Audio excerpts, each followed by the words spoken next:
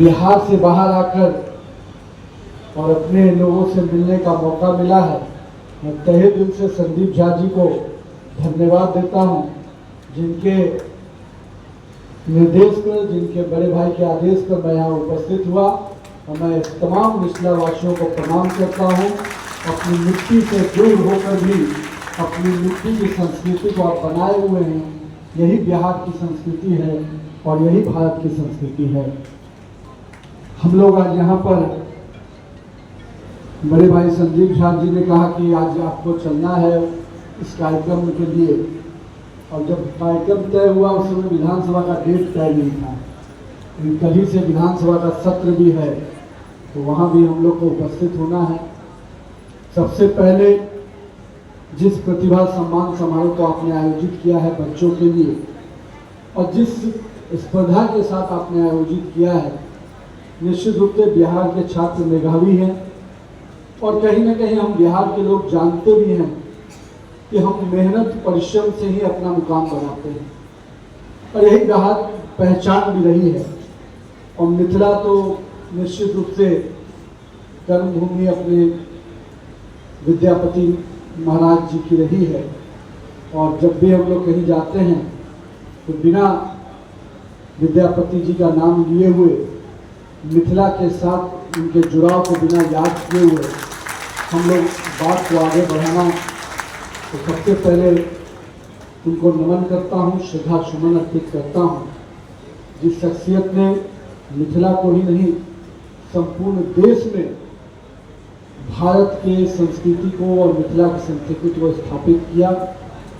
आज हम लोग भले देश के अलग अलग कोने में हों या विश्व के किसी भी कोने में हों, मैं जब एक बार अमेरिका गया था तो वहाँ भी मिथिला समाज एकजुट होकर ऐसे ही अपनी संस्कृति को, अपनी विरासत को आगे बढ़ा रहा है। तो इसलिए निश्चित रूप से इस संस्कृति की अलग अलग पहचान है, सम्मान का तरीका, मिथिला का भोजन कराने का तरीका और मिथिला वासियों की संस्कृति और कला का तरीका निश्चित रूप से अतुलनीय है। तो मैं सबसे पहले मिथिला वासियों का सम्मान करता हूँ और अपने बच्चों को भी प्रोत्साहित करता हूँ। हम इंजीनियर, डॉक्टर, IAS, IPS कुछ भी बन जाए, पर अपने आप को हिंदुस्तानी पहले बनाना है और इंसान उसके साथ में बनाना है, क्योंकि इंसान और हिंदुस्तानी ही अपनी संस्कृति को बचा कर रख पाएगा। मैं आया हूँ, संदीप झा जी ने कहा कि बच्चों का कार्यक्रम तो है ही, पर बिहार की भी चर्चा होनी चाहिए। तो सबसे पहले तो मैं बच्चों को शुभकामना देता हूँ। और आज जितना बढ़िया संदीप झा जी ने बच्चों को संबोधित किया, 3, 4, 5 शब्दों में मैं मानता हूँ कि भविष्य निर्माण का वो 5 शब्द ही काफ़ी है, जिसको उन्होंने फोकस, गोल, डिटर्मिनेशन, ये 3-4 ऐसे शब्द हैं जो आज की पीढ़ी को, हम वर्तमान के हमारे जो अभिभावक बैठे हैं, वो अपने बच्चों में डालना बहुत आवश्यक है। बहुत ज़्यादा डिस्ट्रैक्शन है, इसमें दो राय नहीं। आधुनिक दुनिया जो इलेक्ट्रॉनिक की दुनिया है, मोबाइल की दुनिया है, उसमें डिस्ट्रैक्शन बहुत है। उस डिस्ट्रैक्शन से आप बचा नहीं सकते, आप अपने संस्कृति से उसको बाहर नहीं सकते।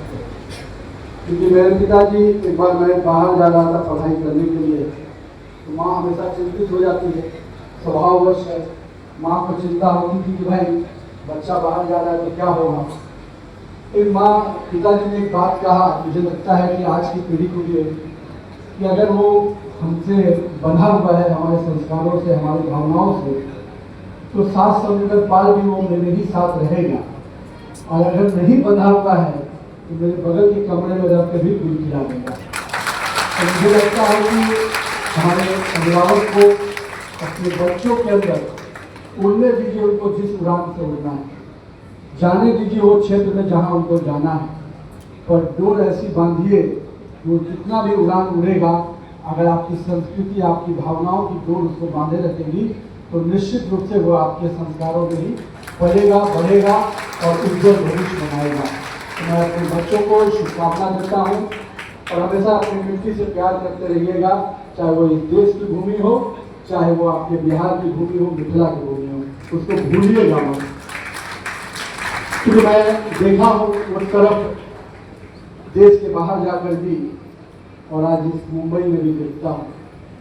हो सकता है कुछ मजबूरी थी जब हम लोग निकले थे, लेकिन हम आपको इतना विश्वास दिलाते हैं, आने वाले वर्षों में हमारे बच्चे जिस दिन भी, मेरे भाई ये बोल रहे थे कि ऐसा कुछ जरूर कीजिएगा कि 15-20 साल बाद, शायद यहाँ पर है नहीं प्रवीण झा जी, तो बोल रहे थे कि ऐसा जरूर कुछ कीजिएगा 15-20 साल बाद कि हमारे बच्चे को बिहार जाने में कभी कोई चिंता नहीं करनी पड़े।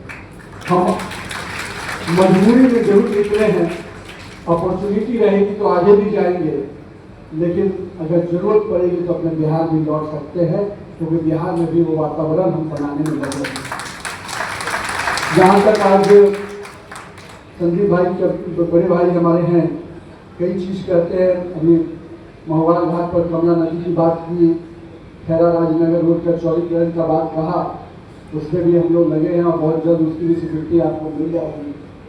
लेकिन मैं कुछ जरूर मिथिला के चर्चा करूंगा, क्योंकि आया हूँ बिहार से। बिहार बदल रहा है मजबूत है। मैं ये नहीं कहता कि मैं आपसे वोट मांगने आया, लेकिन अपने बिहार को देखने का नजरिया जरूर बदल, क्योंकि वोट तो आपको देना है, खैर आप यहाँ है, लेकिन बिहार को जो हम लोग जिस माहौल से आए थे वो माहौल अब नहीं है। घटनाएं आज भी होती हैं। मैं इसको बेबाकी से कहता हूँ, मैं सरकार के मंत्री हूँ, तो मैं दायित्व के साथ उस सरकार के मंत्री होकर नाचते बोलता हूँ। घटनाएं घटती जरूर हैं, पर घटनाओं को संरक्षण देने वाला सरकार नहीं है। अपराधी को मालूम है कि उसकी सजा कहाँ होगी। साथ ही साथ जिस बिहार को शुरुआत नीतीश कुमार जी ने 2006 में किया, हम लोग कहते थे कि उत्तर बिहार दक्षिण बिहार को जोड़ने के लिए एक महात्मा गांधी सेतु है, जिसको अभी हमारे संदीप झा जी कह रहे थे कि मुजफ्फरपुर जाने में एक हॉल्ट लेना पड़ता था। इसका कारण था कि एक महात्मा गांधी सेतु एक लेन चालू रहता था, और उसी एक लेन के भरोसे हम लोग इधर से उधर जाते थे। कई शादियाँ एक दिन के बाद अगले दिन होती थी, कई इमरजेंसी सर्विस के हॉस्पिटल के लोग निकलते थे और रास्ते में ही कम हो लेते, पर अब वो दिन नहीं है। आज बिहार में हर गंगा पर हर 40 किलोमीटर में ब्रिज बनाने का योजना है, और अभी पटना में शहर के जो राजधानी का पार्ट है, पटना में 6 मेगा ब्रिज केवल उत्तर बिहार और दक्षिण बिहार को जोड़ने के लिए काम चल रहा है।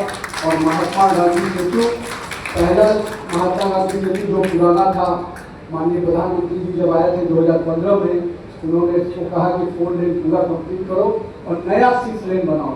मुझे बताते हुए खुशी है, पुराना 4 लेन तो कंप्लीट ही हो गया, नया 6 लेन में भी काम चल रहा है, 2026 में वो भी कंप्लीट हो जाएगा। इसके अलावा कच्ची दरगाह बीरू रोड, तेरपुर दिलवाड़ा, जेपी गंगा पथ का 6 लेन। अभी हाल में मैं गया हुआ था बेगूसराय पूर्णिया, जो उस क्षेत्र से लोग आते होंगे, राजेंद्र सेतु हम लोग के लिए काल बना हुआ था। उस राजेंद्र सेतु को मैंने जब देखा तो मैंने कहा कि ये राजेंद्र सेतु बिहार, पुराने बिहार की पहचान है, और अंटा सिमरिया 6 लेन ब्रिज नए बिहार की पहचान है। आप जाइएगा तो आप मोकामा बेगूसराय मात्र 1.5 घंटे में पहुँच जाइएगा। मैं ये बदलाव की चर्चा इसलिए कर रहा हूँ कि मैं रोड मंत्री हूँ, इसलिए मंत्री मैं अभी बना 3 साल करेंगे, उसके बाद कई चीज़ें और भी हुई हैं। ये 2006 से ही मिशन को आगे बढ़ाया गया। हमारे पूर्व के मंत्री चाहे नंद किशोर यादव जी हो या और भी जो मंत्री रहे, सब लोगों ने माननीय नीतीश कुमार के नेतृत्व में, माननीय सुशील मोदी के नेतृत्व में चीज़ों को आगे बढ़ाया, और ध्येय ये था कि अपना बिहार विकास के पटरी पर आगे बढ़े। इस बिहार का बजट 4,000 करोड़ रुपया, 23,000 करोड़ रुपया था 2006 में। आज उस बिहार का बजट 3,17,000 करोड़ रुपया है। ये बढ़ता बढ़ रहा है। जिस बिहार में केवल एक एम्स, पूरे देश में एक ही एम्स है हर राज्य में, आपके बिहार में 2 एम्स है, तो दरभंगा में अभी नया उसका शुरुआत हो गया है। मैं इसलिए इस बदलाव की बात कर रहा हूँ कि मैं केवल पॉलिटिकल विषय नहीं बोल रहा, मैं बदले हुए बिहार की बात कर रहा हूँ। अब बिहार में हर स्थान से कनेक्टिविटी के साथ साथ एयरपोर्ट भी बन गया। पहले आप लोग जाते थे तो पटना जाना पड़ता था, अब कई लोग सीधे दरभंगा चले जाते होंगे। इधर गए हैं कि नहीं दरभंगा? बहुत दिन से लगता नहीं गए हैं। चलिए कभी जरूर जाइए, अपनी नौकरी अपनी व्यवसाय को देखते हुए बिहार जाइए।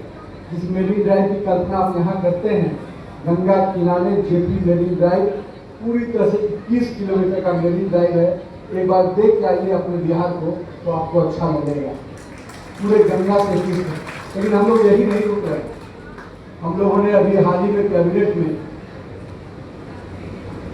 82 किलोमीटर गंगा के अलावा गंगा एक्सप्रेसवे बनाने जा रहे हैं, जो गंगा के अलावा 4 लेन का रोड मुंगेर से लेकर भागलपुर तक बनेगा। ये पहला एक्सप्रेसवे गंगा पे होगा जो 82 किलोमीटर का है। ये अपने आप में मुंगेर और भागलपुर को नया जीवन देने जा रहा है।